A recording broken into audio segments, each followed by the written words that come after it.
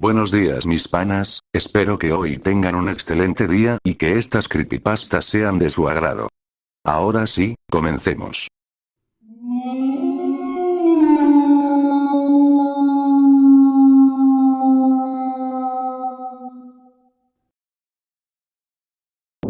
Llamadas telefónicas de mi abuela a las 2 de la madrugada.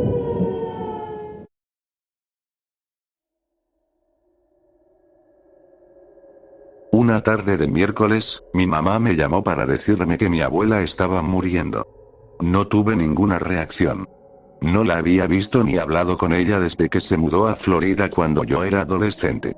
Eso fue hace 20 años. Mi abuela era una mujer miserable y amargada, y nunca tuvimos una relación cercana. O al menos eso pensaba. Los doctores dijeron que le quedaban pocos días de vida, y mis padres estaban por viajar a Florida para despedirse. Me preguntaron si quería acompañarlos.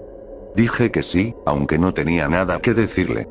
Aquella mujer era prácticamente una extraña. Mis únicos recuerdos de la madre de mi padre eran su casa polvorienta con olor a moho y la forma en que me miraba con odio cuando era niño. Pero cuando colgué el teléfono con mi mamá, otros recuerdos comenzaron a abrirse paso en mi mente. Fragmentos, destellos, pero estaban ahí. Mi habitación de la infancia, un teléfono viejo, y la voz de mi abuela al otro lado de la línea. Empecé a unir las piezas, una secuencia de eventos que habían quedado hundidos muy profundo, donde no podía encontrarlos. Así que la noche antes de partir a Florida, me senté en la sala de mis padres e intenté armar el rompecabezas. Con una taza de chocolate caliente entre las manos, comencé a hablar. Cuando tenía 10 años, tenía un teléfono de disco, de esos con el dial que giraba y hacía clic, sobre la mesita junto a mi cama. A las 2 de la madrugada, una noche, el estridente timbre del teléfono me despertó de golpe. Levanté el auricular y no oí nada más que una respiración áspera y entrecortada. Continuó durante un buen rato, y yo me quedé ahí, acostado en la oscuridad, con el auricular en la oreja, simplemente escuchando. Eventualmente me quedé dormido, y desperté con el auricular aún apoyado en mi hombro y el tono de llamada sonando en mi oído. Unas noches después, el teléfono volvió a sonar a las 2 de la mañana. Levanté el auricular y otra vez escuché esa respiración agitada. Pero esta vez, hubo una voz. La voz de mi abuela. Alguien ha sido un mal chico. Un chico muy, muy malo.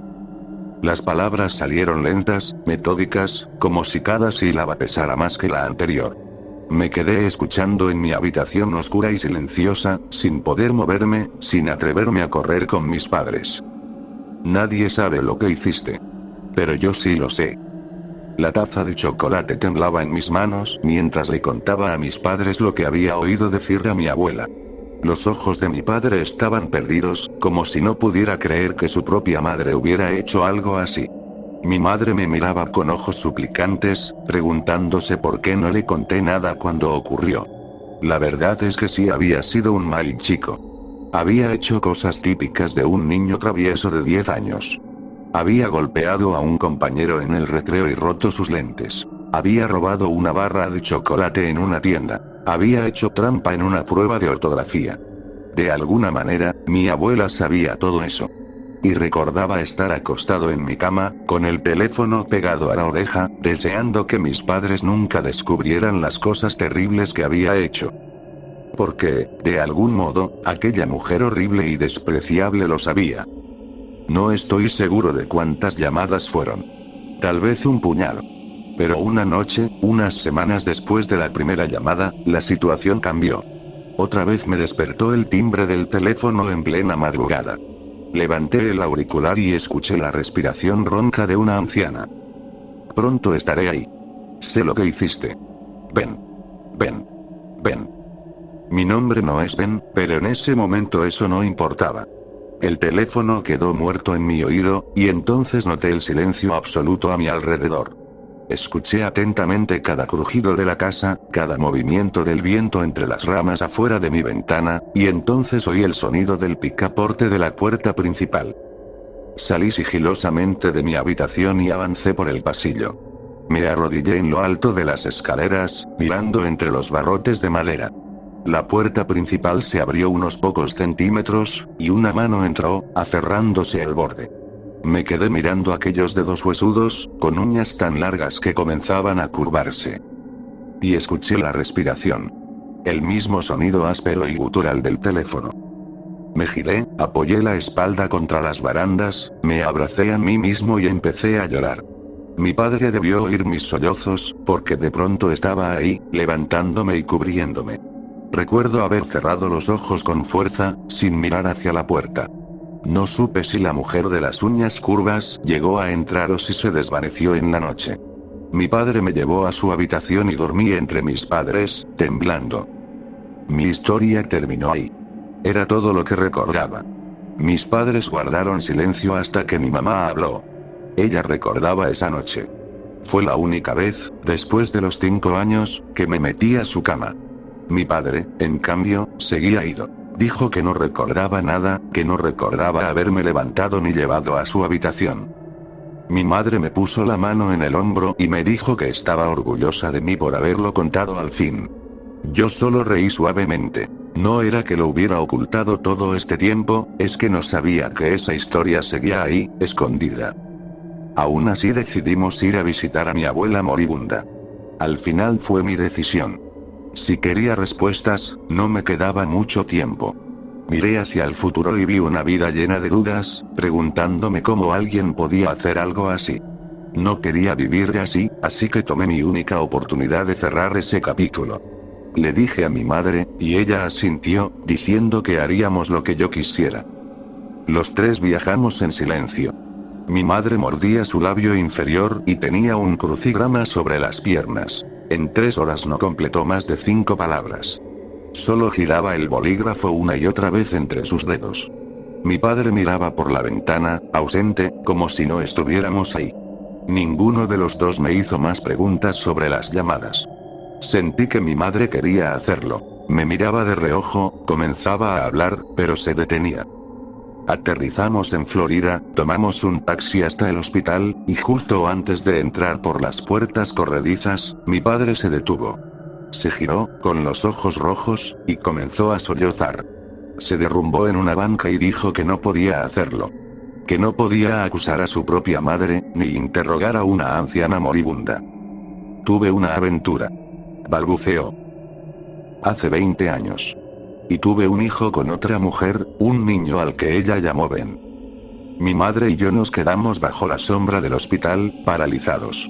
Mi historia, dijo mi padre, había abierto algo dentro de él, y estaba decidido a dejar de vivir en una mentira. Lo dejé ahí y entré tambaleándome al hospital. Nada tenía sentido. Necesitaba ver a mi abuela. Necesitaba saber la verdad. Llegué a su habitación y ya estaba muerta. Mi tía y mi tío estaban junto a su frágil cuerpo, sosteniendo su mano. No había uñas curvas, ni dedos alargados. Solo una mujer vieja y arrugada. Tal vez, si hubiera llegado unos minutos antes, habría reconocido aquella respiración ronca en su último aliento. Pero ahora nunca lo sabría. Miré por la ventana y vi a mi padre vagando por los jardines del hospital, perdido en el nuevo y confuso mundo que había creado para sí mismo.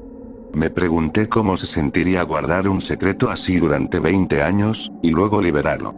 Pensé en la otra mujer, en Ben, en dónde estarían ahora, y si alguna vez los había cruzado en un supermercado o pasado frente a su casa sin saberlo. Y pensé en la persona que me llamó aquella noche, la que entró a mi casa. ¿Y si no fue mi abuela? ¿Y si fue una cruel broma de la amante de mi padre? ¿O alguien que sabía de su aventura? Ya no importaba. Lo único que importaba era mi madre. La encontré hundida en un sofá del vestíbulo y me senté a su lado. Se veía extrañamente tranquila, tal vez aún no había procesado todo. Le puse una mano en el hombro, y me agradeció por contar mi historia, por recordarla, porque gracias a eso la verdad había salido a la luz. Aunque fuera horrible y lo cambiara todo, al menos ahora se sabía. Pero entonces empecé a dudar de mi propia historia. ¿Y si todo estaba en mi cabeza? ¿Por qué no recordaba nada hasta hace unos días? Se me llenaron los ojos de lágrimas. Le dije a mi mamá que sentía como si hubiera destruido a nuestra familia por una historia que tal vez no era real, una historia salida de la mente de un niño de 10 años perdido en el tiempo. Mi mamá me tranquilizó. Dijo que creía en mi historia. Que no sabía quién había estado en la casa esa noche, ni qué había visto mi padre, pero me creía. Aunque, añadió, había una parte que no entendía. Ese teléfono viejo de disco que tenías en tu habitación, si recuerdas que era un teléfono de juguete, ¿verdad? Me dijo.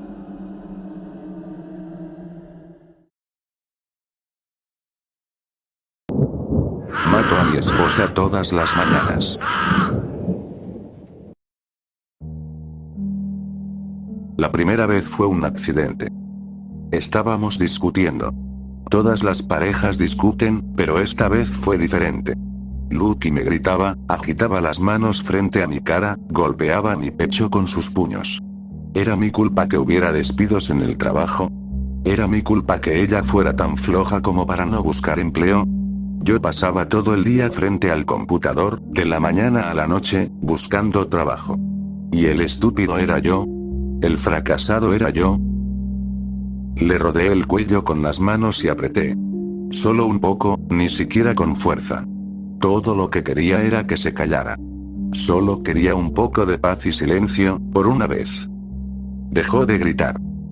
Tomé la cabeza de Lucky entre mis manos y le dije que no había sido mi intención. Le pedí perdón. Le rogué que despertara. Pero no lo hizo. Entré en pánico. Llevé el cuerpo al patio trasero y lo enterré entre los macizos de flores, descansando junto a sus queridas rosas. A Lucky eso le habría parecido poético. Volví a entrar a la casa y vomité en el fregadero de la cocina. No tenía un plan, ni una coartada. Algún vecino entrometido pudo haberme visto cavar o haber escuchado los gritos de Lucky. Pasé gran parte de la tarde alternando entre el fondo de una botella y el borde de mi cama, sollozando, esperando oír las sirenas. Tragué media botella de pastillas, solo para vomitarlas minutos después. Estaba perdiendo la cabeza. En algún momento debí haberme desmayado del cansancio. A la mañana siguiente, desperté con olor a tocino frito. No puedes imaginar mi sorpresa cuando bajé las escaleras y encontré a Lucky esperándome. Viva, sana, sin un solo rasguño. No podía creer lo que veía. Al principio pensé que lo del día anterior había sido una pesadilla horrible. Me senté a la mesa, dividido entre el shock y un enorme alivio, mientras mi esposa colocaba frente a mí un plato humeante de panqueques. Comenzó a hablar sin parar sobre alguna tontería que había visto en la televisión, y yo asentía distraído. Todo parecía normal. Casi caí en la trampa. No había tocado mi comida. Algo en la imagen persistente, real o no, de haber enterrado el cadáver de mi esposa me había quitado el apetito. Lucky seguía insistiendo en que comiera, pero no tenía ganas. Sin embargo, noté que ella tampoco comía.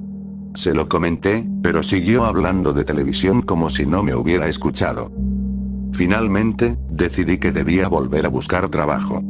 Me levanté de la mesa, ignorando las protestas de Lucky, y caminé hacia la sala. En el camino, abrí el refrigerador para sacar una cerveza. Cuando fui a tirar la tapa, noté una botella brillante en el cesto de basura. En la etiqueta se leía, veneno para ratas. Preguntándome dónde habría visto Lucky ratas en la casa, me giré para preguntarle. Justo a tiempo para verla abalanzarse sobre mí con un cuchillo. No recuerdo del todo lo que pasó después. Hubo una pelea. Lo siguiente que supe fue que estaba de pie sobre el cuerpo de mi esposa, que yacía inmóvil en el suelo de la cocina. Mis brazos y muñecas estaban llenos de cortes, pero el cuchillo estaba clavado en el estómago de Lucky. Había sangre por todas partes. Le busqué el pulso, pero no tenía. Por segunda vez, había asesinado a mi esposa. Mientras intentaba detener la sangre de mis propias heridas, sentí un terror absoluto. ¿Qué estaba pasando? ¿Por qué Lucky había intentado matarme? ¿Acaso no sabía que ya la había matado? Después de vendarme los brazos, revisé los panqueques sobre la mesa. No podía asegurarlo, pero al cortarlos y olerlos más de cerca, creí percibir un leve rastro de veneno. No sabía qué hacer. Casi llamo a la policía. Pero entonces me di cuenta de que el cuerpo había desaparecido. La sangre seguía cubriendo la cocina, pero no había rastro de Lucky. Busqué por toda la casa, pensando que tal vez había sobrevivido y se había arrastrado fuera, pero no encontré nada. A la mañana siguiente, Lucky dormía plácidamente a mi lado cuando desperté. De nuevo, sin heridas, sin marcas, sin señales de daño. De hecho, se veía hermosa. Más hermosa de lo que la había visto en años. Abrió los ojos. «Buenos días, amor», dijo sonriendo. «Tengo un regalo para ti». Alargó la mano hacia algo junto a la cama. Tomé la almohada y la presioné contra su rostro. La mantuve ahí mucho después de que sus movimientos frenéticos cesaran. Cuando estuve seguro de que estaba muerta, miré lo que había intentado alcanzar. Una pistola cargada descansaba en la mesa de noche. Tomé una pala y salí al patio trasero. Arranqué las flores lo más rápido que pude. Pronto encontré lo que buscaba. El rostro podrido y en descomposición de Lucky me sonreía desde la tierra. Los gusanos se arrastraban sobre ella, y el hedor era insoportable. Llevaba muerta varios días. Me cubrí el rostro con las manos y grité. «He matado a mi esposa 12 veces. Cada mañana, regresa, atormentándome. No he dormido, no he salido de la casa. Podría estar esperándome en cualquier esquina, observando. Esperando su venganza. Por favor, detente. Lucky, lo siento. No quise hacerlo. No quería hacerlo. Por favor, solo quédate muerta».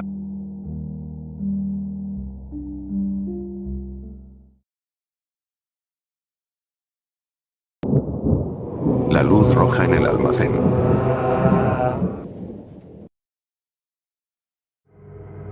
Toby nació siendo un mentiroso. Cuando sus padres se divorciaron, les dijo a todos que vivía con su papá los fines de semana en una granja de llamas, y que tenía un tobogán de agua que iba desde la ventana de su habitación hasta una piscina. Éramos unos niños crédulos de 10 años, pero incluso entonces todos sabíamos que Toby estaba lleno de mierda. Aún así, Toby se mantuvo firme en su historia, y como nunca nos invitó a la casa de su papá, no podíamos desenmascararlo. Era casi admirable, de cierta forma, esa devoción hacia la mentira. Así que, aunque admiraba a Toby de una manera extraña, nunca confié en una sola palabra que dijera. Ni cuando éramos niños en el recreo, ni en las pocas veces que hablamos en los últimos 15 años. Toby siempre fue divertido para pasar el rato, pero siempre había una distancia entre nosotros. Lo conocía desde hacía mucho, pero nunca sentí que realmente lo conociera. Toby era un actor, y el mundo era su escenario, o como sea que vaya esa frase. Así que cuando Toby me llamó de la nada hace unas semanas, diciendo que quería hablar sobre la luz roja del almacén, pensé que era solo parte de su teatro de vida. Hacía años que no pensaba en esa luz roja del almacén. Era solo una tontería del pasado, algo que de niños parecía importante, pero que de adultos uno solo recuerda con una sonrisa incrédula.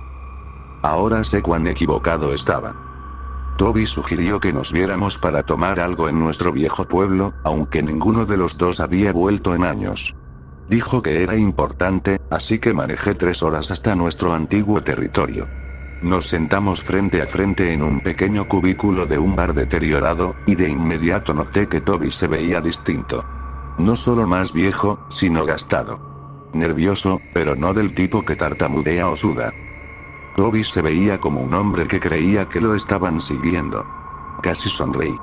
Pensé que sus actuaciones seguían siendo de primera. Mi viejo amigo fue directo al grano. Me dijo que estaba convencido de que aquello que vivía en el almacén abandonado con la luz roja finalmente lo había encontrado. 20 años después de haberlo perturbado, había vuelto. Naturalmente, no le creí. Esperé el remate, alguna historia sobrenatural que terminara revelando una de sus tantas mentiras. Esperé que dijera que un esqueleto sonriente flotaba sobre su cama o que una mano helada lo despertaba cada noche. Esperé lo increíble, pero su explicación fue mucho más creíble. Me miró directo a los ojos, sin titubear, y dijo: «Mis pesadillas están bañadas en rojo. Me estoy adelantando». Déjame retroceder un poco y contarte cómo empezó todo. Cuando éramos niños, Toby y yo estábamos fascinados con el almacén abandonado de la avenida Jackson. El edificio había sido una fábrica de cubiertos en los años 50, pero llevaba décadas cerrado cuando nosotros estábamos en primaria. No se usaba la propiedad desde hacía muchísimo, y el viejo lugar se venía abajo lentamente. Los ladrillos se desmoronaban, la escalera de incendios estaba cubierta de óxido, y la mayoría de las ventanas estaban rotas. El sitio estaba rodeado por una cerca de más de 2 metros con alambre de púas encima, lo que le daba un aire prohibido. Pero lo que más nos intrigaba a los niños era la luz roja que ardía en la escalera del tercer piso. No parecía tener sentido que estuviera ahí, pero cada noche brillaba a través del marco vacío de la ventana como un ojo rojo vigilante. Una simple bombilla que nunca parecía apagarse. Las otras 16 ventanas del lado norte estaban completamente oscuras, pero cada noche la escalera del tercer piso se bañaba en un resplandor carmesí. Contarlo ahora suena bastante común. Era lo más ordinario del mundo, en realidad. Una bombilla roja que iluminaba una escalera en un almacén abandonado. Como dije, ordinario. Pero éramos niños, y para un niño incluso lo ordinario puede ser fantástico. Así que lo hicimos fantástico. Para algunos era el escondite de un vampiro. Para otros, una fábrica de asesinatos donde castigaban a los que se portaban mal. Reuniones ocultas, crías de hombres lobo, el espíritu de un conserje que se cortó el cuello, imagina una historia sobre la escalera de la luz roja y seguramente algún chico del pueblo la había contado alrededor de una fogata. Todos creían algo distinto, pero había una cosa en la que todos coincidíamos. Nadie debía entrar al almacén abandonado. A menos que tuviera deseos de morir. Toby, al parecer, tenía uno. Y su hermano también. Teníamos 12 años cuando Toby anunció que se mudaría a Oregón con su mamá y su hermano Jake. Dijo que Jake había explorado el almacén a medianoche y que eso lo había dejado realmente mal. Que iban a llevarlo a una clínica especial al otro lado del país y que por eso se mudarían. Está muy perturbado, dijo Toby. Jake vio algo ahí dentro, pero no quiere decir qué fue. Solo tiembla. Siempre está mirando a su alrededor, como si algo lo siguiera. Como siempre, pensé que Toby estaba mintiendo. No creí que se mudara, y mucho menos que su hermano de 8 años hubiera explorado ese lugar embrujado. Pero Toby seguía insistiendo, y nadie le creyó. Ni lo de Jake, ni lo de la mudanza. Incluso la noche antes de que dijera que se iría, yo seguía sin creerle. Te lo voy a probar, me dijo Toby. Encuéntrame afuera del almacén a medianoche. Así que lo hice. Me escapé por la ventana y crucé varios patios hasta llegar al almacén deteriorado. La luz roja del tercer piso brillaba de forma inquietante. Esperé solo, observando el edificio maldito. Algo se movió 3 ventanas más allá de la escalera, algo oscuro, apenas lo percibí, pero estaba ahí. Retrocedí, preguntándome si sería Toby jugándome una broma. O tal vez alguien más. O algo más. Oye, hombre. La voz de Toby rompió el silencio, y lo vi doblar por la esquina de la avenida Jackson. Tragué saliva mientras él se acercaba corriendo. Es mi última noche, dijo. Mi última oportunidad para entrar al almacén. Tal vez pueda descubrir qué fue lo que afectó tanto a mi hermano. Le supliqué que no lo hiciera. Todos conocíamos las historias. Había algo terrible ahí adentro. Algo que los humanos no deberíamos ver. Le conté que creí ver algo moviéndose hacía un rato, pero Toby solo se encogió de hombros. No tendré otra oportunidad, respondió. Me voy mañana. Y dicho eso, se metió por un hueco entre la cerca y el suelo, y comenzó a avanzar lentamente hacia el almacén. Puse las manos sobre la malla, a punto de rogarle otra vez, pero no me salió ninguna palabra. De hecho, sonreí. Este es el gran final de Toby, pensé. Su hermano no está enfermo, pero su familia probablemente sí se mudará, y Toby solo quiere dejarnos un recuerdo.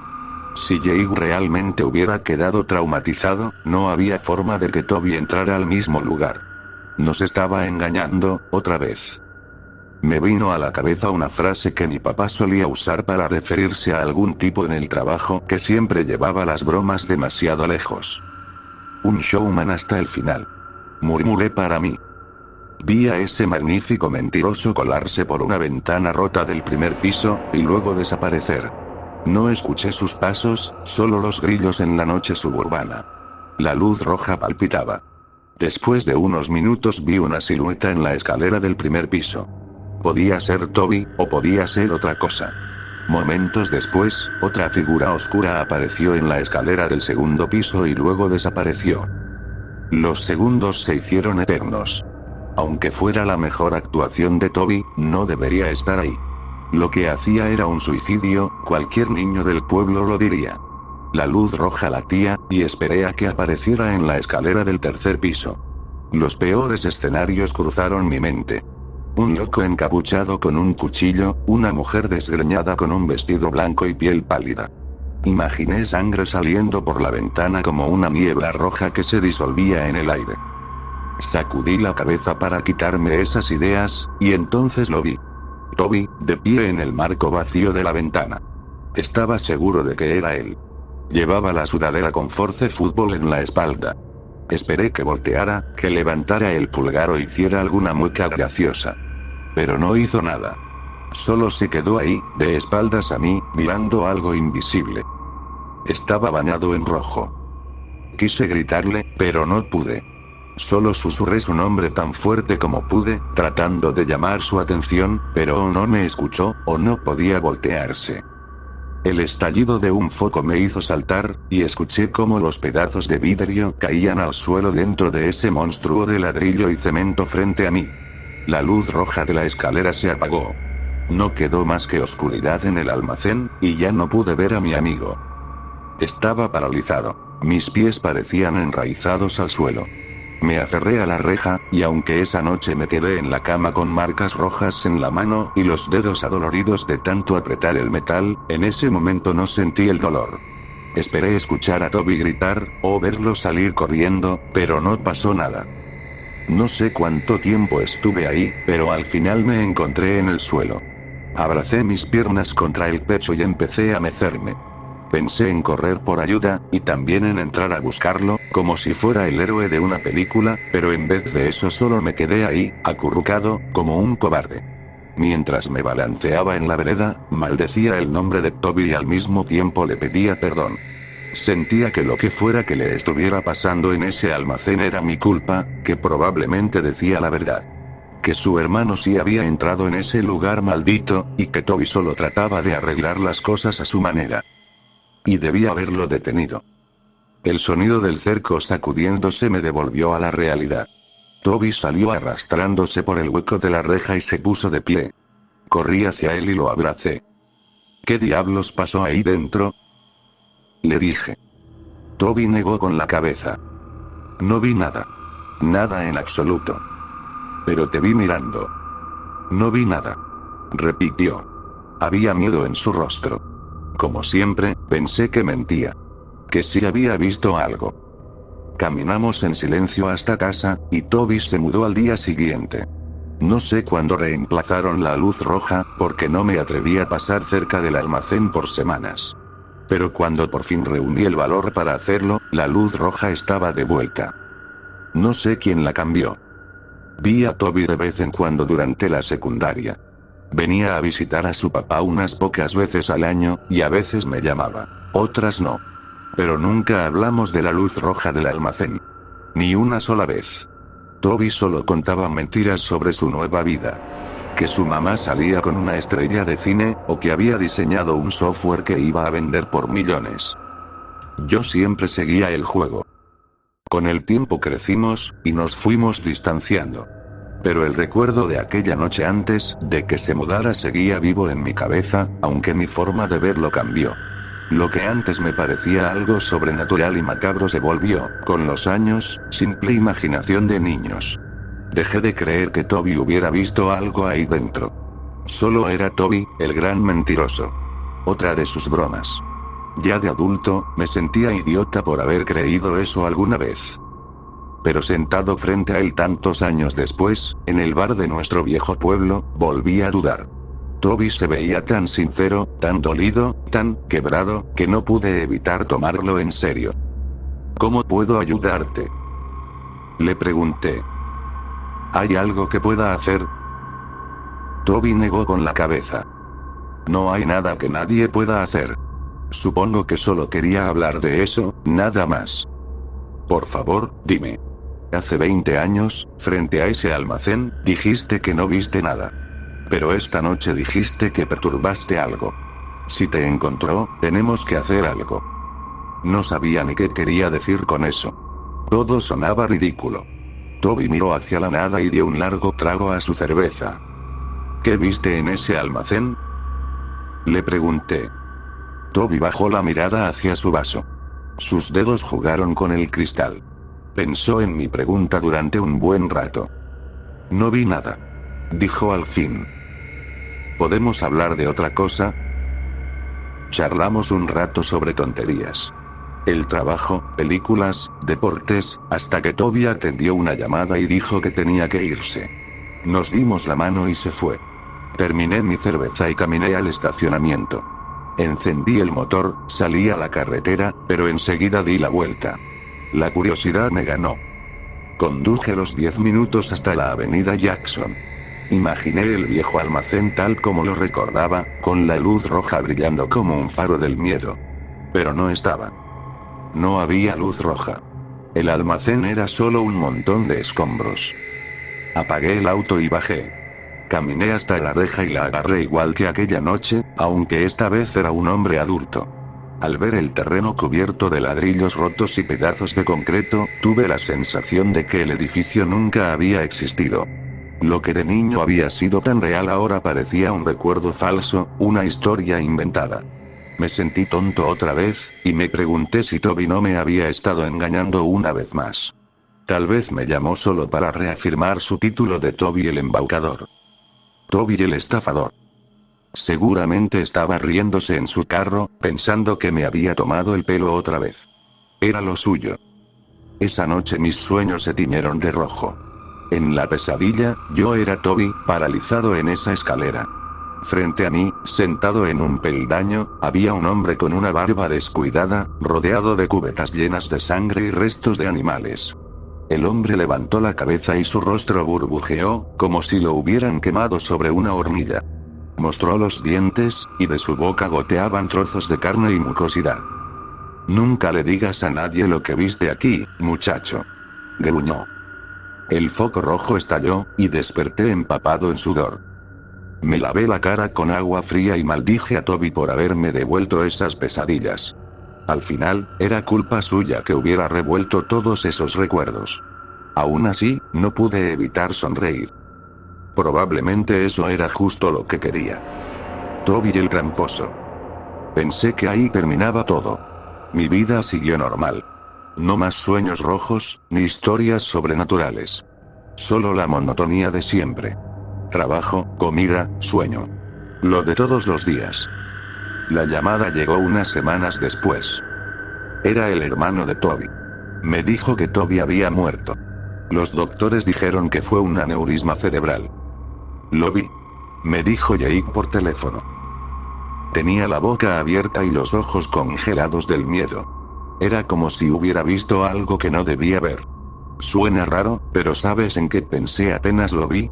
En ese viejo almacén, el de la luz roja. ¿Te acuerdas de ese lugar? No respondí. Solo escuché su respiración entrecortada al otro lado. Su voz sonaba lejana, casi perdida.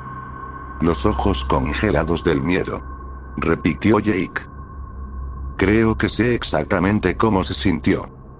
Por un momento no creí que Toby estuviera realmente muerto. Pensé que era otra de sus mentiras. Pero fui al velorio, y ahí estaba. Quieto, rodeado de flores, fotos y algunas de sus cosas. Por un segundo esperé que saltara del ataúd gritando. Te engañé. Pero no lo hizo. Ni siquiera el viejo bromista Toby podía fingir su propia muerte. Después del velorio salí a tomar unas copas con unos amigos de la infancia. No les conté que había visto a Toby recientemente, ni que hablamos de esa maldita luz roja. No me pareció apropiado. Solo recordamos al viejo Toby con cariño, riéndonos de todas sus mentiras. Al fin y al cabo, eso era Toby siendo Toby. Las mentiras eran su especialidad. Esa noche no pude dormir. Me quedé mirando al techo, pensando en él y en todas las historias que contó y que nunca fueron verdad. Aún así, me habría gustado que me dijera la verdad sobre la luz roja del almacén. Tal vez pude haberlo ayudado, pero creo que él no habría querido eso. Habría arruinado la ilusión. Habría arruinado el misterio. Y entonces empecé a preguntarme más cosas. Tal vez Toby sí tenía ese tobogán acuático con el que todo niño soñaba. Tal vez sí vendió un software por millones de dólares. Y tal vez Toby y Jake sí vieron algo horrible y espantoso en aquel almacén. Pero, sobre todo, me pregunté una sola cosa. ¿Quién me llamó por teléfono para decirme que Toby había muerto? Porque no podía haber sido el hermano de Toby. Simplemente no era posible. Toby me había dicho hace mucho que Jake había muerto justo después de que se mudaran a esa clínica especial en Oregón. Pensé en esa voz metálica y distante que había escuchado por el teléfono. Lo vi. Tenía la boca abierta y los ojos congelados por el miedo. Era como si hubiera visto algo que no debía ver. Quienquiera que fuera, sonaba tan perdido. Creo que sé exactamente cómo se sentía. Era como si estuviera llamando desde otra existencia. Me subí las cobijas hasta los hombros y sentí una sonrisa formarse en las comisuras de mis labios. Aunque Toby estuviera muerto, seguía haciéndome pensar. Un showman hasta el final.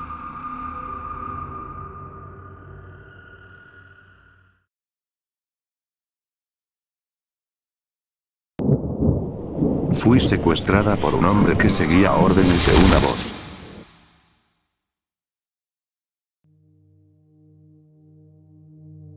Desperté en la oscuridad, con una mordaza en la boca y el asqueroso olor a cloroformo retorciéndome el estómago.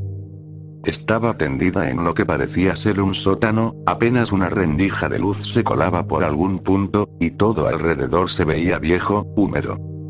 Aún con la mente nublada, reconocí la silueta frente a mí. Era el chofer de Uber que me había recogido en casa. Un hombre alto, de hombros anchos y mandíbula alargada.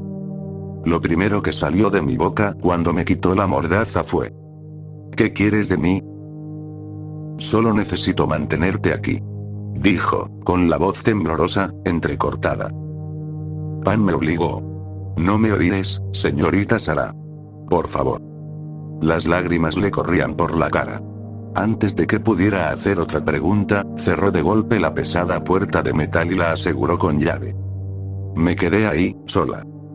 Durante la primera semana, cada vez que bajaba con comida o para cambiar el balde, le rogaba que me dejara ir. Nunca respondía, solo me miraba con esa expresión triste, a veces incluso llorando. Tenía heridas frescas en los brazos y el cuello, cortes que imaginé se había hecho él mismo. Cada noche lo escuchaba arriba, gritando sin motivo, golpeando las paredes. Estaba claro que algo en su mente se había roto. Para la segunda semana, intenté conectar con la parte de él que aún sentía compasión. No me miraba con odio, más bien como alguien atrapado en algo que no podía controlar.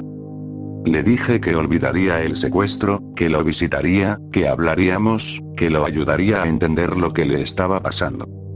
Me dio las gracias, pero dijo que no era posible. Pan, la voz en su cabeza, estaba enamorado de mí. Pan me quería cerca, y si desobedecía, sería castigado. Le pregunté cuánto tiempo duraría eso, y me dijo que no lo sabía. Cuando insistí para que me hablara más de Pan, se apartó. Alcancé a ver los arañazos en sus brazos cuando se levantó. Murmuró una disculpa entre lágrimas y volvió a dejarme sola. Fue entonces cuando supe que no podía contar con su compasión. Su locura podía matarme en cualquier momento. Era pequeña, débil, sin ninguna posibilidad de enfrentarlo físicamente. Pero tenía que intentarlo. En la tercera semana fingí un dolor agudo en el estómago. Mi plan era hacerle creer que tenía apendicitis. Al escuchar mis gritos, bajó corriendo para revisarme. Me pidió que le mostrara el estómago. Lo dejé acercarse. Cuando su cabeza estuvo lo bastante cerca, lancé el martillo que había escondido después de que me dejara usar su baño para ducharme. El primer golpe apenas lo aturdió. Se quedó inmóvil, con los ojos muy abiertos por el shock. Golpeé otra vez, en el mismo lugar. Esta vez se desplomó, gritando, con las manos en la cabeza. Era mi oportunidad. Corrí hacia la puerta, la cerré de golpe y la aseguré con el pestillo. Sus gritos ahogados resonaban detrás de mí. Caía la noche. La casa era una vieja cabaña crujiente, con luces débiles y madera podrida. Mientras salía, entendí los ruidos que había escuchado cada noche. Las paredes estaban cubiertas de símbolos, marcas que no pude comprender. Lo que sí noté fue el rojo, por todas partes. Ya tenía la mano en el picaporte de la puerta principal cuando escuché un balido extraño. Me giré y vi una cabra de pie en la sala. Era blanca y negra. No se movía. Solo me miraba, como si supiera algo que yo no. De vez en cuando soltaba otro gemido débil. Sus ojos se fijaron en los míos con tanta intensidad que casi me sentí hipnotizada por aquel animal, observándonos mutuamente por unos segundos.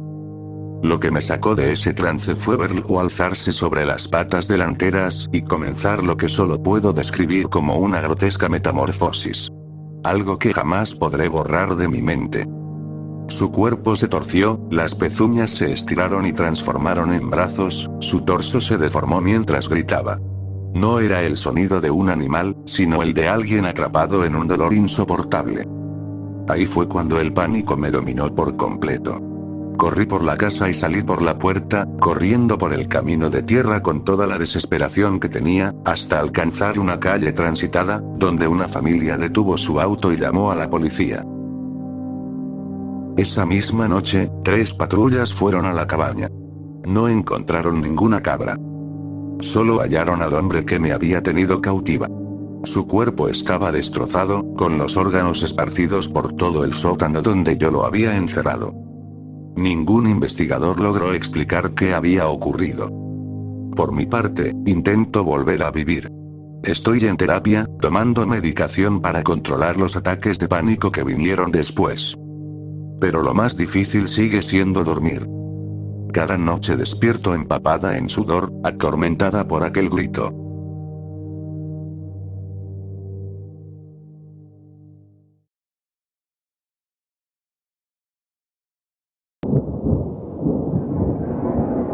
No hay fantasmas aquí.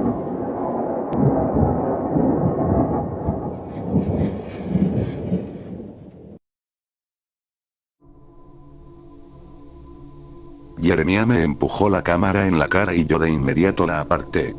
Él me sonrió mientras daba un salto hacia atrás y sostenía la pequeña cámara contra su pecho. ¿Significa esto que no estás lista para tu primer plano?, preguntó mientras giraba la cámara hacia Rosa. Ella sonrió a la cámara y le lanzó un beso. Solo me tomaste por sorpresa, eso es todo, dije, apartándome y mirando hacia el oscuro túnel frente a nosotros. Era mucho más grande de cerca. Desde la carretera no parecía ni de lejos tan intimidante. Estando tan cerca, finalmente podía percibir su tamaño. Parecía una boca oscura y abierta, lo suficientemente grande como para tragarse trenes enteros y escupirlos al otro lado. También hacía frío. El aire que salía del túnel era helado, un marcado contraste con el caluroso día de verano. No podía ver la luz al final del túnel porque tenía una ligera curva en el centro, así que la salida estaba oculta. El aire frío debería haber sido refrescante considerando el calor que hacía hoy. El índice de calor solo ya ponía la temperatura por encima de los 100 grados. Pero temblé mientras la brisa de ese lugar oscuro me envolvía. También podía oler moho y humedad provenientes del túnel. Estábamos en medio de una sequía leve ese verano, y me preguntaba cómo era posible que algo retuviera humedad bajo ese calor sofocante. Entonces este es el lugar, dijo Rosa mientras caminaba hacia la entrada del túnel. Se detuvo frente a él con las manos en la cadera, evaluándolo como si fuera algo que quisiera comprar. Hasta ahora no parecía impresionada. Pateó un poco de grava y envió unas pequeñas piedras deslizándose hacia la oscuridad. Había pedazos viejos de basura esparcidos, botellas rotas y algunas envolturas blanqueadas por el sol. Sin grafitis, lo cual me pareció extraño. Todo el lugar tenía la sensación de una tumba abandonada. Honestamente pensé que iba a ser más grande. Se rió mientras se giraba hacia nosotros. No es un túnel tan largo en realidad. Si estuvieras en un tren lo atravesarías en menos de 30 segundos. Explicó Jeremiah mientras levantaba la cámara. Filmaba la entrada con más entusiasmo del que un simple agujero en una colina merecía. ¿Cuánto tardarías en caminarlo entero? Preguntó Ashton desde detrás de Jeremiah. Era la primera vez que hablaba durante nuestra corta caminata hacia el túnel. Comparado con nosotros, Ashton estaba más fuera de forma. No estaba manejando bien el calor y su cuerpo estaba cubierto de sudor. La caminata desde la carretera hasta el túnel era larga pero no particularmente difícil, pero suficiente para sudar incluso en un día fresco. Además, cargaba una mochila llena de agua y bocadillos. No estábamos seguros de cuánto tiempo pasaríamos allí, y él había insistido en llevarla. Ashton caminó hacia la sombra de unos árboles cercanos y se sentó en la escasa hierba. Seguía respirando con dificultad mientras abría una botella de agua de la mochila, bebiéndose la mitad en unos cuantos tragos. Si es una caminata larga, ¿podemos descansar un poco primero? Necesito recuperar el aliento. Dijo, jadeando con fuerza incluso después de beber el agua, y su rostro estaba rojo como un betabel. Sí, toma tu tiempo. De todos modos tengo que filmar un poco de la historia de fondo. Respondió Jeremiah mientras caminaba hacia Ashton y se sentaba junto a su amigo a la sombra de los árboles. Yo también me uní. La sombra del árbol era mucho más bienvenida que el calor. Rosa se quedó al sol, estirándose. Estaba en mejor forma que el resto de nosotros. Corría regularmente y llevaba puesto su conjunto favorito de Lululemon, así que apenas sudaba. Su largo cabello oscuro estaba recogido en un moño y llevaba unas grandes gafas de sol para proteger sus ojos del sol intenso. Ojalá yo hubiera traído gafas también. Bueno, de hecho llegamos rápido. Estaba pensando que podríamos hacer una pequeña presentación y decir nuestros nombres. Explicó Jeremiah mientras buscaba algo en la mochila. Sacó su propia botella de agua y un paquete de granola. Ashton miró a Jeremiah con desaprobación. También tenemos que decirle al espectador un dato interesante sobre nosotros. Jeremiah se rió y abrió su bocadillo, tomando unos mordiscos antes de responder. No, hombre, solo di tu nombre. Pensé que si la serie web despega, cada uno podría hacer su propio video biográfico o algo así. Pero eso será en el futuro. Eso pareció calmar a Ashton y volvió su atención hacia mí. ¿Estás bien con estar frente a la cámara, Penny? Sé que realmente no te gusta que te tomen fotos. Asentí y le di una sonrisa tranquilizadora. Estaré bien. Es una fobia tonta de todos modos.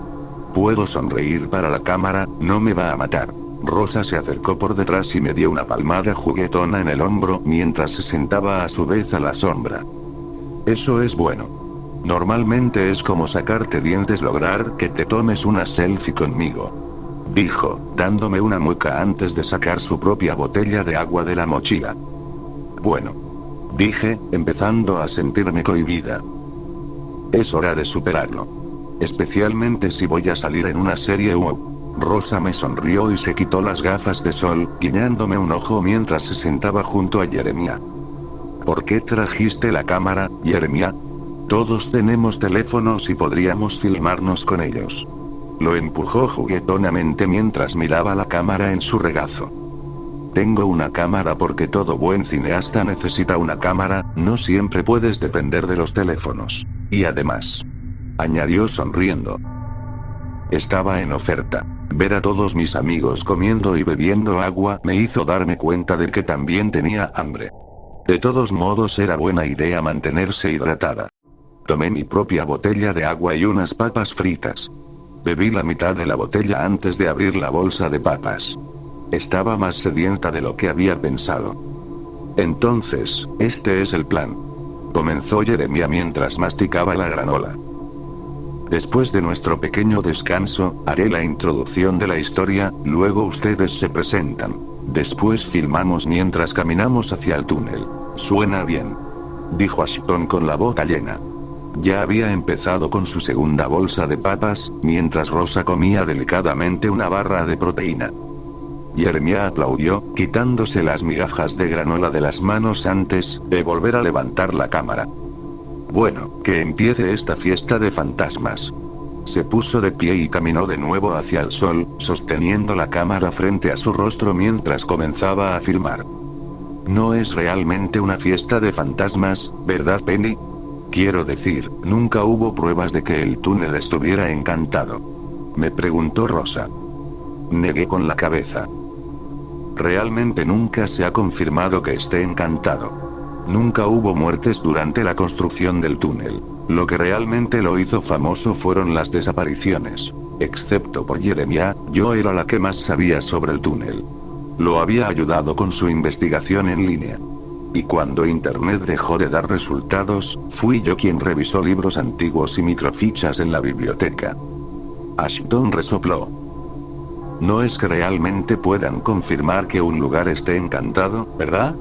Es difícil confirmar algo que no existe. Rosa le lanzó una mirada interrogativa.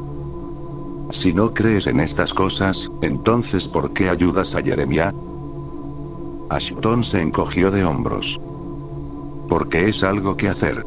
Además, si se hace famoso en YouTube filmando lugares como este, será dinero fácil. No estoy seguro de si voy a poder llegar a la universidad como ustedes. Negué con la cabeza. Puedes ir a la universidad, Ashton, eres tan inteligente como nosotros. Él me miró con resignación. Abrió la boca para decir algo, pero Jeremiah gritó desde el otro lado. Chicos. Paren de hablar, tengo que filmar. Sonaba exasperado con nosotros. Dejamos de hablar y lo miramos. Rosa puso los ojos en blanco y Ashton hizo un exagerado gesto de cerrar los labios con la mano hacia Jeremiah. Gracias. Gritó Jeremiah sarcásticamente antes de volver a la cámara.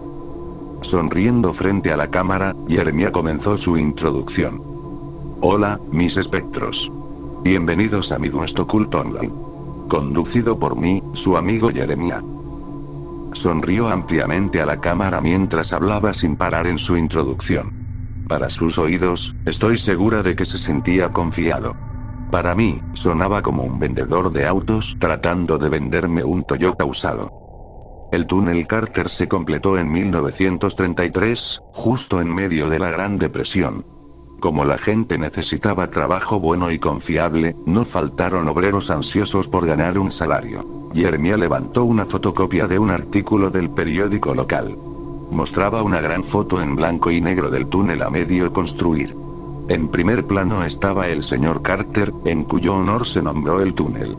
Tenía un bigote bastante impresionante y miraba con severidad hacia la cámara, vestido a la moda de un empresario de los años 30. El túnel Carter fue nombrado en honor al señor Edward Carter III. Era el alcalde en ese momento y uno de los hombres más ricos del condado. Él había convencido al ferrocarril de construir aquí. Por eso era muy respetado por los ciudadanos. Jeremiah dejó la página y sacó otra de su bolsillo, también con la imagen del exalcalde. Esta lo mostraba cortando una cinta frente al túnel. Otros hombres, igualmente vestidos, estaban a su lado y todos sonreían a la cámara. Durante la construcción del túnel, muchos hombres se quejaban de que algo los enfermaba. Hubo reportes generalizados de náuseas y mareos entre los obreros. Debido a esto, la rotación de trabajadores fue alta. Algunos de los trabajadores mayores no soportaban la enfermedad que parecía propagarse. Solo después de la finalización del túnel comenzaron a ocurrir las desapariciones. Jeremiah se humedeció los labios antes de continuar. Parecía realmente inmerso en la historia. Incluso desde varios metros de distancia, podía ver el brillo de emoción en sus ojos. El primer hombre en desaparecer fue un joven llamado Edgar Coppersmith. Había sido uno de los trabajadores originales del túnel. Sus compañeros reportaron que lo vieron entrar al túnel, pero nunca salir. No se lo reportó como desaparecido hasta que había pasado una semana completa. Incluso entonces, su desaparición se atribuyó simplemente a que se había ido. Jeremiah tragó saliva antes de continuar. Por supuesto, hubo otras desapariciones, varios adolescentes fueron reportados como desaparecidos. Pero fueron catalogados como fugitivos y nadie tenía recursos para buscarlos realmente. Jeremiah sacó otro recorte de periódico, fotocopiado de viejas microfichas. Este mostraba de manera prominente a una mujer mayor, vestida lujosamente, mirando hacia afuera de la página en blanco y negro. No fue hasta que la señora Margaret Urich desapareció de un tren que la gente comenzó a especular que algo siniestro ocurría en el túnel. La señora Urich había sido una viuda adinerada hasta que golpeó la recesión. Vendió todas sus pertenencias terrenales y viajaba a un pueblo cercano para vivir con su hijo y su nuera. Testigos dijeron que estaba sentada junto a la ventana, hablando con otros pasajeros. Estaba allí cuando el tren entró al túnel, pero después desapareció. Nadie pudo explicar cómo una mujer adulta pudo desaparecer de un tren en movimiento en 30 segundos. Mientras hablaba, Rosa parecía fascinada. Podía notar que estaba completamente metida en la historia. Ashton no prestaba atención y bebía otra botella de agua. La historia me intrigaba, aunque no estaba segura de poder creer que un túnel estuviera causando activamente desapariciones. Aunque debía admitir que era excepcionalmente espeluznante. Hubo otras desapariciones después de la señora Urich. Y parecían aumentar en frecuencia. Jeremiah levantó más fotos y las dejó caer, revelando los retratos de todos los desaparecidos. Hubo más de una docena de casos distintos de personas que desaparecieron de los trenes después de pasar por el túnel. Hombres, mujeres y 2 niños simplemente desaparecieron. El patrón también era errático. A veces pasaban días o semanas sin desapariciones. A veces ocurrían con un solo día de diferencia. La compañía de ferrocarriles trató de mantener todo en secreto, pero el golpe final ocurrió en 1934. El conductor del tren se convirtió en víctima del túnel. Desapareció de su puesto, justo frente al ingeniero del tren. El tren casi descarrila antes de que el ingeniero lograra frenar. Hizo evacuar a todos los pasajeros, quienes caminaron hasta la estación más cercana, a más de 5 millas. Después de eso, la compañía ferroviaria cerró el túnel después de solo un año de uso. Desde entonces ha permanecido inactivo. Apagando la cámara, caminó de nuevo hacia nosotros a la sombra. Sonreía y parecía bastante satisfecho consigo mismo. No estuvo tan mal, ¿verdad? Les dije que este lugar tenía una historia escalofriante detrás. Dijo Jeremiah, con una sonrisa satisfecha. Rosa lo miró con los ojos muy abiertos. ¿Y qué crees que les pasó a esas personas? ¿Podrían haberse escapado simplemente? Ashton soltó una risita. Es un poco difícil escaparse de un tren en movimiento. Apuesto a que fueron suicidios. Era la Gran Depresión, la gente estaba deprimida. Seguro que saltaron del tren. Rosa puso los ojos en blanco. Sí, tal vez. Pero entonces, ¿qué pasó con sus cuerpos?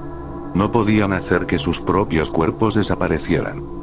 Ashton sonrió con suficiencia. Coyotes. Los cuerpos se los comieron coyotes enormes. Jeremiah soltó una carcajada, y Rosa le dio un manotazo en el brazo. No es gracioso. La idea de ser devorada por un coyote es bastante macabra. Se estremeció a pesar del calor. Todo este lugar es un poco macabro. Fue hace casi 100 años. No creo que alguna vez sepamos lo que realmente les pasó a esas personas. Intervine. Jeremiah se encogió de hombros y levantó la cámara. Hagamos nuestras breves presentaciones y luego caminamos por el túnel. Quiero almorzar después de esto. Ashton terminó su botella de agua y, después de guardarla en la mochila, le hizo una señal de aprobación con el pulgar. Voy primero. Jeremiah sostuvo la cámara y le indicó que siguiera. Ashton saludó con la mano y sonrió apenas. Hola. Soy Ashton y estoy aquí para ayudar a Jeremiah a encontrar algo loco esta noche para ustedes. Jeremiah levantó el pulgar y apagó la cámara. Estuvo bien, aunque no estoy seguro de haberte oído decir ustedes en tu vida. Solo habla como siempre, hombre. Ashton se encogió de hombros y abrió otra bolsa de papas. Luego fue el turno de Rosa. Ella guiñó un ojo y posó frente a la cámara. Hola a todos. Soy Rosa, la novia de Jeremiah, su cómplice y compañera cazafantasmas. Jeremiah le lanzó un beso. Genial, amor. La cámara te adora. Después me tocó a mí. Sonreí lo mejor que pude e intenté sonar segura mientras daba mi presentación. Hola. Soy Penny y también soy cazafantasmas. Espero que encontremos algo realmente escalofriante esta noche. Por dentro me encogí. Soné mucho menos segura de lo que quería, pero Jeremiah me sonrió y levantó el pulgar, así que supuse que había estado bien. Bueno, eso servirá. Dijo Jeremiah apagando la cámara. ¿Listos para entrar? Rosa se levantó y se sacudió el polvo. ¿Cómo vas a filmar con esa camarita? Estaba pensando que Penny y yo podríamos grabar con nuestros teléfonos. No hace daño tener algo de perspectiva en primera persona. Jeremiah se encogió de hombros. No está mal la idea. Además, quizá capten algo interesante. Podrías filmar mi trasero voluptuoso con tu cámara. Bromeó Ashton, parpadeando exageradamente hacia Rosa. Rosa rodó los ojos, pero no respondió. Pasó junto a él y me hizo una seña para que la acompañara. La seguí hasta la entrada del túnel. A medida que nos acercábamos, empecé a sentir una ansiedad creciente, casi como si me estuviera dando el inicio de un ataque de pánico. Frente a la boca del túnel, me invadió una oleada de náusea. No sabía de dónde venía. El corazón me latía con fuerza y me sentía mareada. La sensación fue tan repentina e intensa que tuve que doblarme. Puse las manos sobre las rodillas y respiré hondo varias veces para estabilizarme. Sentía la bilis subir por mi garganta, así que respiré por la nariz para evitar vomitar las papas que había comido. Ashton se acercó y me sujetó del brazo. Supongo que pensó que estaba por desmayarme. Penny, ¿estás bien? Pareces a punto de vomitar o algo. Dijo preocupado. Estoy bien. Respondí, enderezándome. Solo me sentí mal por un momento. ¿Y si te está dando un golpe de calor leve? ¿Cuánta agua has tomado hoy? Preguntó Rosa, poniéndose a mi lado. Me tocó la frente y frunció el ceño. No estás caliente, pero sí un poco pegajosa. Toma, bebe el resto de mi agua. Me ofreció su botella medio llena. Si es golpe de calor, tienes que mantenerte hidratada. Negué con la cabeza, pero Rosa me fulminó con la mirada, dejándome claro que no me estaba pidiendo permiso, sino dando una orden. Bebí los últimos tragos de agua para complacerla. La verdad, sí me hizo sentir un poco mejor. Quizás solo había tomado demasiado sol. ¿Listas o qué? Dijo Jeremiah entusiasmado, uniéndose por fin a nosotras en la entrada. Ya había empezado a grabar. ¿Todo bien? Preguntó al verme, su sonrisa desvaneciéndose. Podría tener un golpe de calor leve. Dijo Rosa, mirando de él hacia mí. Tal vez no sea buena idea seguir con esto. Deberíamos llevar a Penny a algún lugar con aire acondicionado. ¿Te dolió el estómago, bromeó Jeremiah. Tal vez estás recibiendo impresiones psíquicas del túnel. Quizá te está advirtiendo que te mantengas alejada. Por su tono, no pude saber si lo decía en serio o si estaba intentando hacerme reír. No tiene gracia, hombre. El golpe de calor es serio. Al menos eso creo. Intervino Ashton. Levanté las manos para llamar su atención. Me siento mucho mejor, en serio. Creo que estaré bien una vez que entremos al túnel. Ahí dentro hace fresco y me sacará del sol. Rosa me miró con escepticismo, pero Jeremiah pareció convencido. Apuesto a que son solo los nervios, Penny. Estaremos dentro y fuera del túnel en 5 minutos. Luego regresamos, subimos al auto, y será hora de celebrar con tacos de victoria. Rosa suspiró. Está bien, pero si Penny se enferma, nos vamos de inmediato, ¿entendido? Este estúpido túnel seguirá aquí mañana. Jeremiah asintió con fastidio. De acuerdo. Si Penny se enferma, volvemos mañana. Ahora a caminar. Sin más ceremonia, Jeremiah se adentró en la oscuridad. La luz de la cámara era lo único que lo guiaba. Espera, hombre. Yo tengo la única linterna. Gritó Ashton, trotando tras él. Rosa y yo nos miramos y nos encogimos de hombros. Nos pusimos detrás, encendiendo las cámaras de nuestros teléfonos. Si había algo sobrenatural ahí dentro, quizá varias grabaciones podrían captar lo que nuestros ojos no. Mi náusea, que se había calmado un poco, volvió con fuerza. Tragué con dificultad y respiré por la nariz de forma controlada.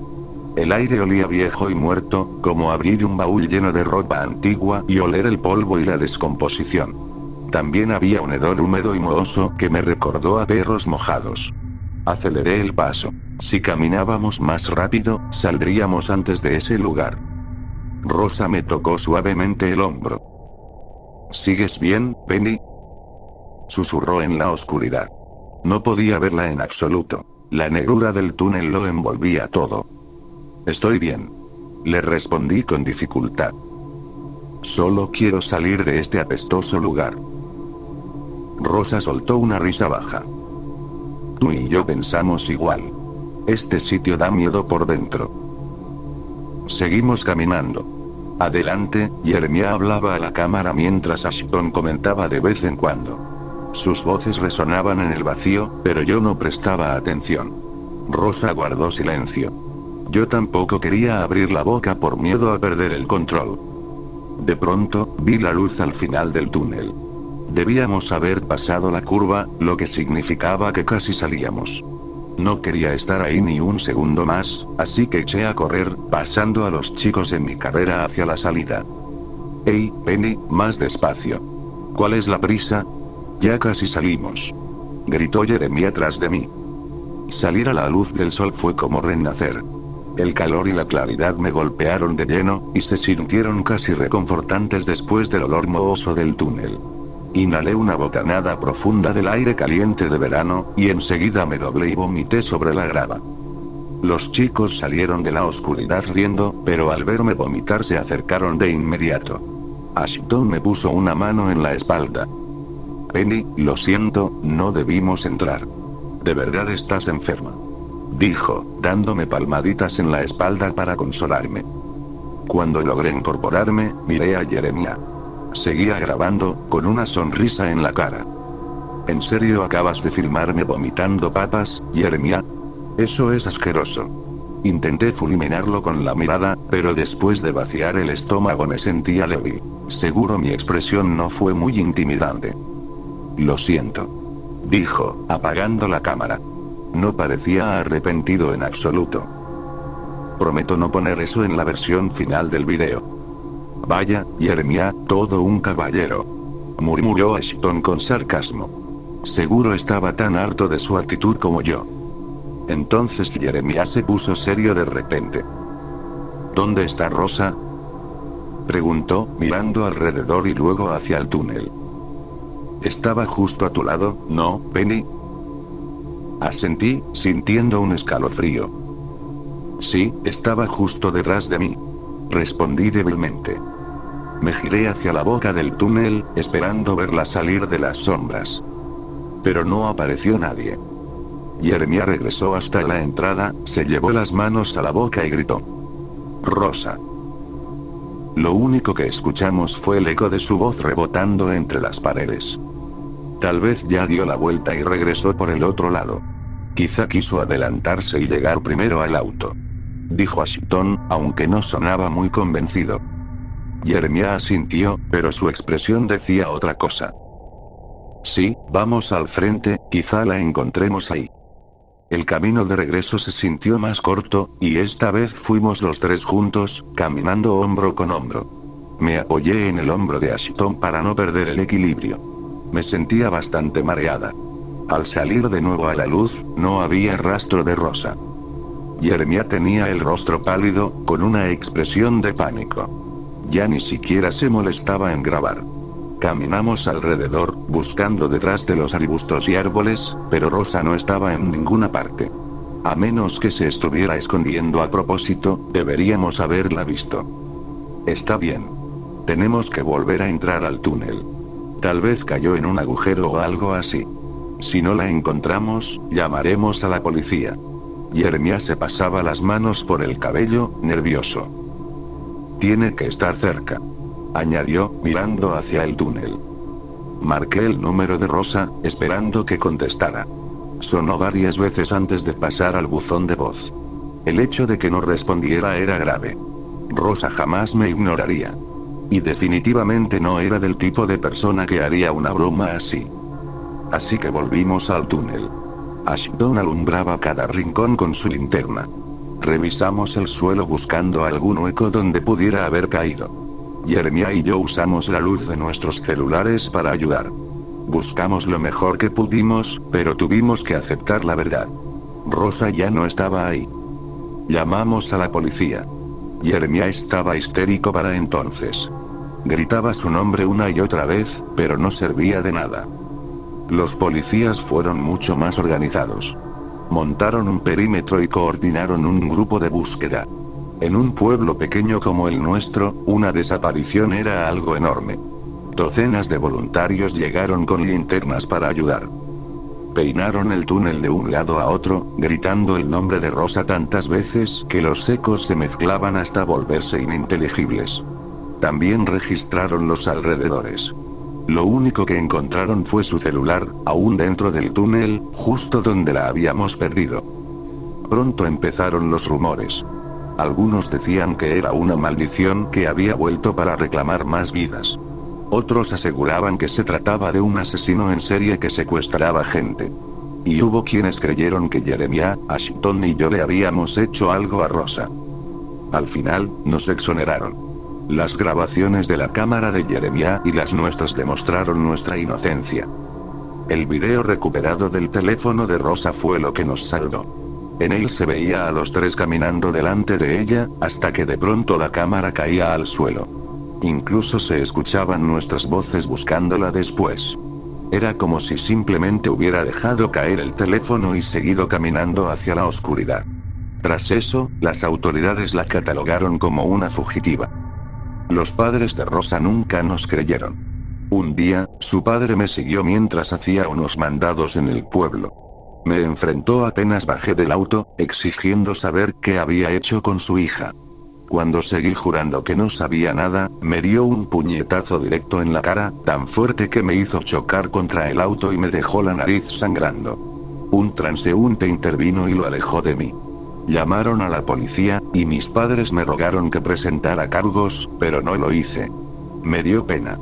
No podía culparlo por su desesperación. Ashton no soportó toda la atención ni los rumores. Se fue a vivir con su padre a otro estado. Borró sus redes sociales y, creo, nos bloqueó. Jeremiah y yo intentamos contactarlo varias veces, pero no obtuvimos respuesta. Jeremiah fue quien peor lo llevó. No lo culpaba. Rosa era su novia, y la amaba de verdad. Un día recibí un mensaje suyo. Voy a encontrar a Rosa. Le respondí, pero nunca leyó mis mensajes. Luego lo llamé, y su teléfono iba directo al buzón. Sus padres avisaron a la policía cuando no regresó esa noche, y lo declararon desaparecido. Encontraron su auto junto al túnel, abandonado, sin rastro de él. Las llaves, la billetera y el teléfono estaban en el asiento. Han pasado ya varias semanas desde entonces, y dudo que lo encuentren. Sea lo que sea esa oscuridad que habita en el túnel, nunca deja que nadie vuelva a casa.